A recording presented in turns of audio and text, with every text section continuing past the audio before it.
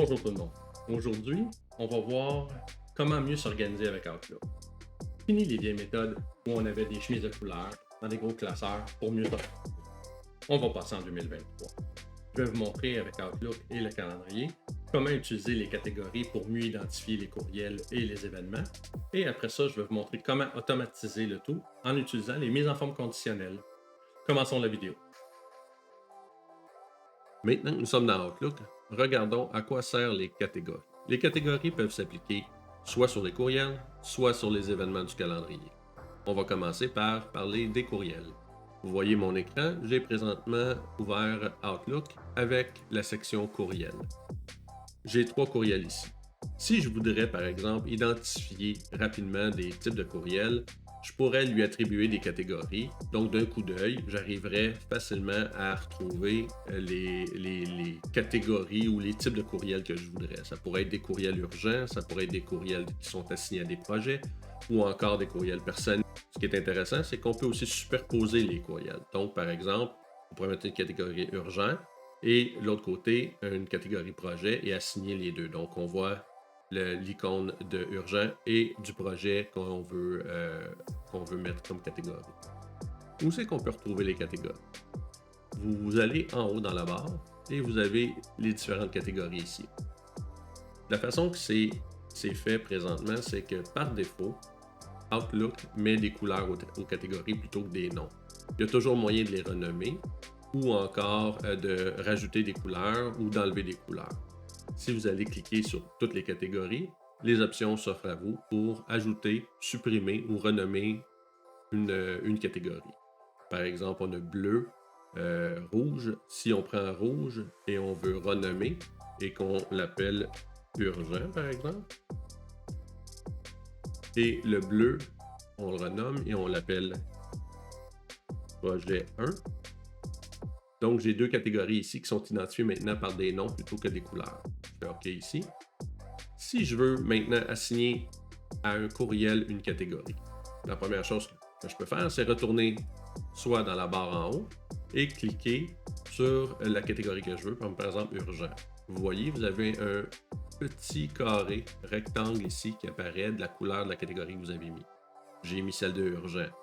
Elle apparaît aussi dans le corps du texte. On voit urgent en haut, en dessous du nom de la personne qui a envoyé et du destinataire. On peut rajouter une deuxième catégorie si on veut, donc projet 1, et les deux s'ajoutent. Donc on a projet 1 et urgent. C'est une façon rapide d'identifier parmi les courriels qui sont présents. Maintenant, si je veux enlever les catégories assignées, je fais encore une fois dans la barre des tâches en haut et je fais effacer toutes les catégories et toutes les catégories disparaissent. Une autre façon de le faire, souris droite sur le courriel qu'on veut mettre une catégorie ou qu'on veut classer, on s'en va à classer et on a les mêmes choses qui apparaissent de ce qu'on avait dans la barre des tâches.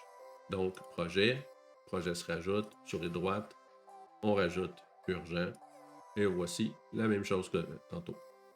Et pour les enlever, même chose, effacer les catégories. Ça, c'est la façon manuelle d'assigner des catégories ou de visuellement faire ressortir des courriels.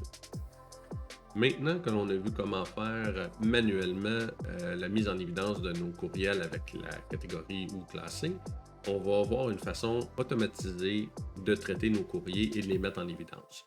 On va utiliser la mise en forme conditionnelle. La mise en forme conditionnelle, c'est pas compliqué, ça affecte la police de vos courriels. C'est déjà utilisé, on sait juste pas que c'est la mise en forme conditionnelle qui fait ça. Par exemple, quand vous recevez un courriel, il est toujours plus foncé ou de couleur bleue, ou il y a une caractéristique différente de ceux que vous avez déjà lus. C'est de la mise en forme conditionnelle déjà préprogrammée dans Microsoft Outlook.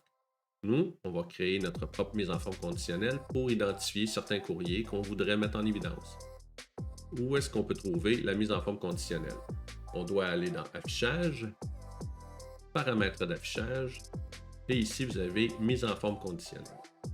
Vous voyez, tous ceux qui ont un crochet présentement, c'est ceux qui sont créés automatiquement par Outlook. J'ai créé une mise en forme conditionnelle, qui s'appelle Abonné. Ce qu'elle va faire, elle va aller identifier le mot abonné dans les courriels et changer la police pour mettre la police gras d'une taille normale et de la couleur rouge.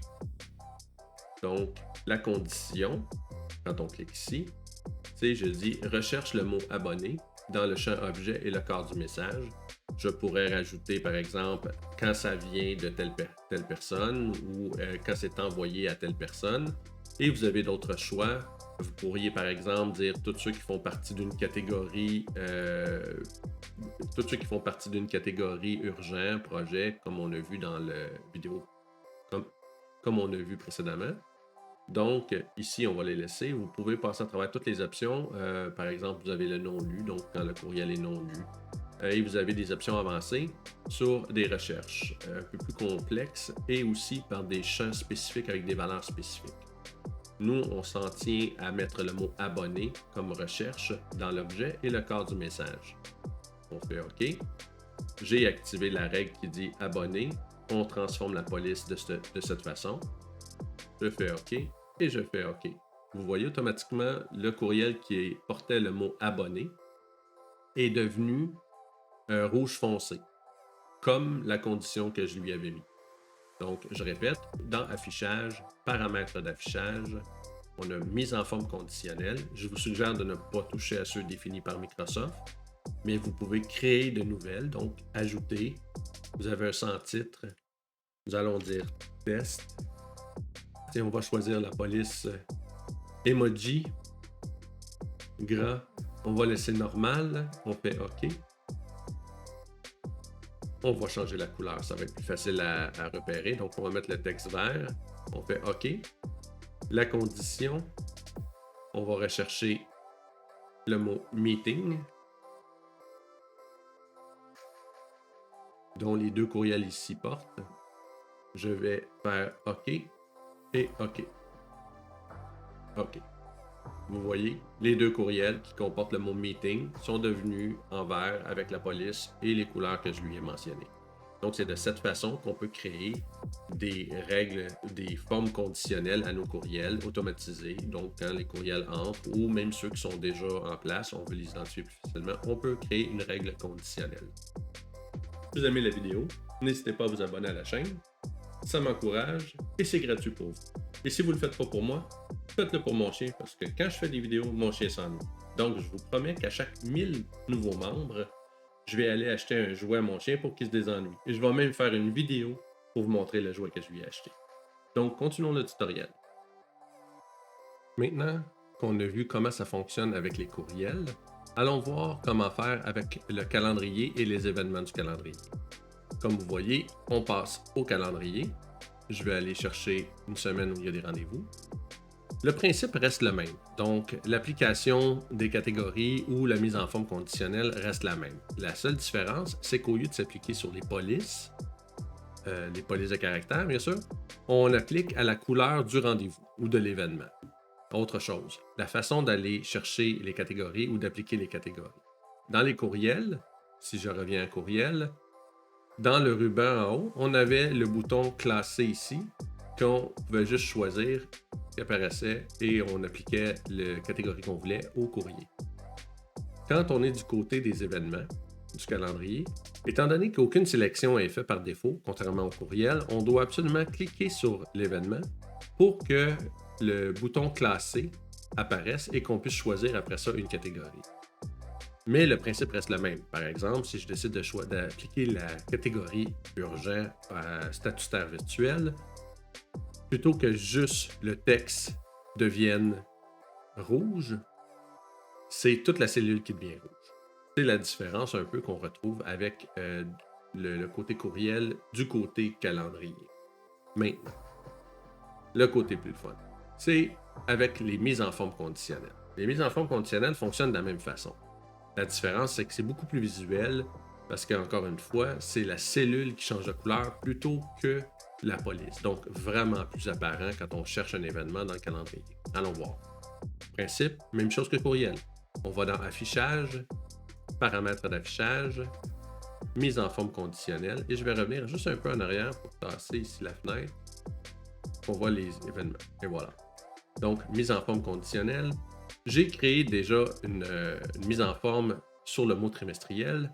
Même principe. On fait ajouter, on met le nom, mais au lieu de choisir une police et le type de police, la catégorie, le côté gras ou italique, ces choses-là pour la condition, on choisit une couleur. Par exemple, j'ai choisi vert et la condition, c'est la même chose. On clique sur condition, rechercher. Je cherche trimestriel dans le champ objet et note. On pourrait, par organisateur, plutôt que le courriel, c'était le destinataire ou la personne qui envoie les courriels. On a les participants. Donc, quand un participant dans la réunion, un tel affiché la cellule en vert. Par exemple, votre patron, quand votre patron est inclus dans la réunion, vous voulez absolument que votre réunion apparaisse en rouge, par exemple, ou en vert, en mauve, à votre choix. On a, comme dans les courriels, autre choix. On peut aller choisir des catégories. Donc, la condition va s'appliquer à la catégorie qu'on va choisir. Pareil pour les autres conditions ici, non lues ou peu importe. Je vais vous laisser vous promener à travers ces choix d'options. Et on va revenir au choix simple pour la démonstration ici. Donc, on choisit trimestriel. Dans le champ, on ne met pas d'heure. Je fais OK. J'active ici la condition, j'active la forme conditionnelle et je fais OK. On fait encore OK. Automatiquement, vous voyez ici que le champ est devenu vert, comme la condition que je lui ai mentionnée. Nous allons maintenant créer, nous autres mêmes, une nouvelle forme conditionnelle avec Projet ThinkSmart. Donc, on va faire la même chose. Donc, on va aller dans Affichage, Paramètres d'affichage, Mise en forme conditionnelle. On va faire Ajouter. On va chercher les événements qui portent le nom ThinkSmart, qui contiennent le mot ThinkSmart. On va lui mettre la catégorie jaune, la couleur jaune plutôt. On va rechercher ThinkSmart. On ne change rien d'autre. On va faire ici champ objet et note. On fait OK, OK et OK. Et vous voyez, Projet ThinkSmart devient jaune comme la condition que je lui ai mis. Et vous allez voir que ça se réplique sur toutes les semaines.